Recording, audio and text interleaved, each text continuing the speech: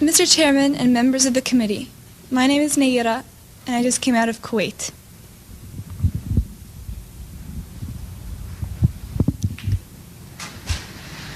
My mother and I were in Kuwait on August 2nd for a peaceful summer holiday. My older sister had a baby on July 29th, and we wanted to spend some time in Kuwait with her. I only pray that none of my 10th grade classmates had a summer vacation like I did. I may have wished sometime that I could be an adult, that I could grow up quickly. What I saw happen to the children of Kuwait and to my country has changed my life forever. It has changed the life of all Kuwaitis, young and old. We are children no more. My sister, with my 5-day-old nephew, traveled across the desert to safety. There was no milk available for the baby in Kuwait. They barely escaped when their car was stuck in the desert sand, and help came from Saudi Arabia. I stayed behind and wanted to do something for my country. The second week after an invasion, I volunteered at the Al-Adan hospital with 12 other women who wanted to help as well. I was the youngest volunteer. The other women were from 20 to 30 years old. While I was there, I saw the Iraqi soldiers come into the hospital with guns. They took the babies out of the incubators. And left the children to die on the cold floor. It was horrifying. I could not help but think of my nephew, who, if born premature, might have died that day as well. After I left the hospital, some of my friends and I distributed flyers condemning the Iraqi invasion until we were warned we might be killed if the Iraqis saw us. The Iraqis have destroyed everything in Kuwait.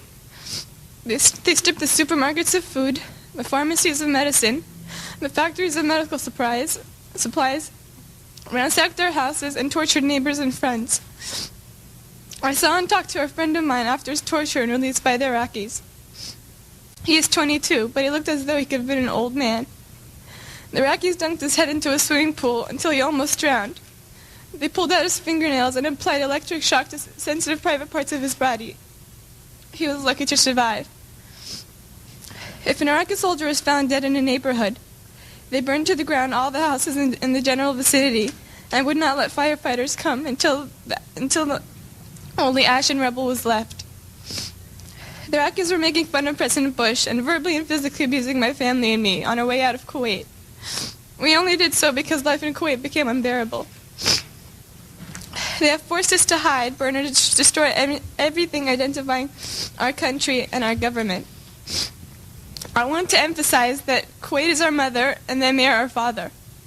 We repeated this on the roofs of our houses in Kuwait until the Iraqis began shooting at us.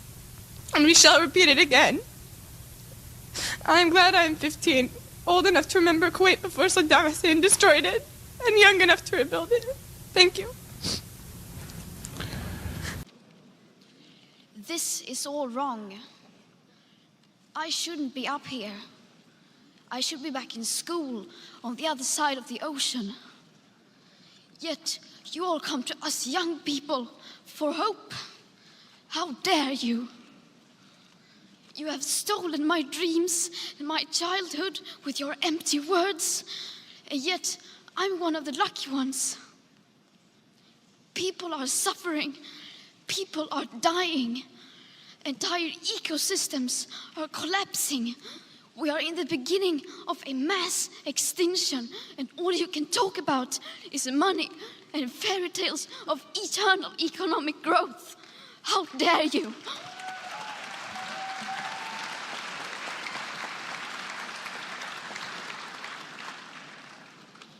For more than 30 years, the science has been crystal clear.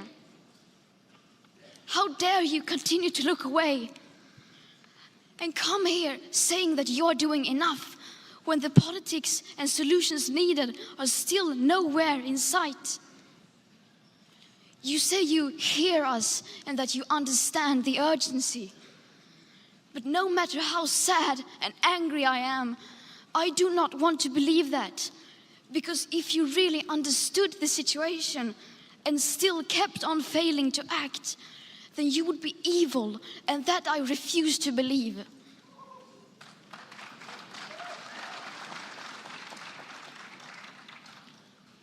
The popular idea of cutting our emissions in half in 10 years only gives us a 50% chance of staying below 1.5 degrees and the risk of setting off irreversible chain reactions beyond human control.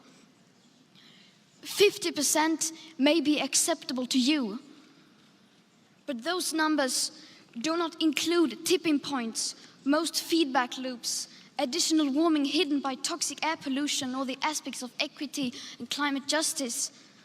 They also rely on my generation sucking hundreds of billions of tons of your CO2 out of the air with technologies that barely exist.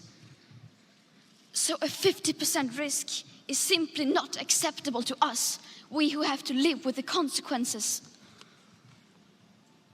To have a 67% chance of staying below a 1.5 degrees of global temperature rise, the best odds given by the IPCC, the world had 420 gigatons of CO2 left to emit back on January 1st, 2018. Today, that figure is already down to less than 350 gigatons. How dare you pretend that this can be solved with just business as usual and some technical solutions? With today's emissions levels, that remaining CO2 budget will be entirely gone within less than 8.5 years.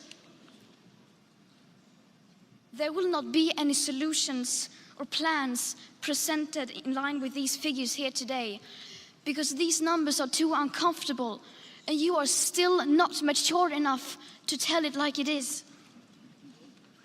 You are failing us. But the young people are starting to understand your betrayal.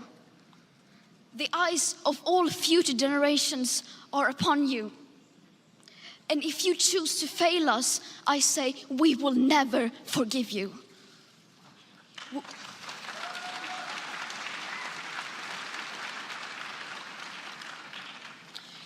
We will not let you get away with this. Right here, right now, is where we draw the line. The world is waking up, and change is coming whether you like it or not. Thank you.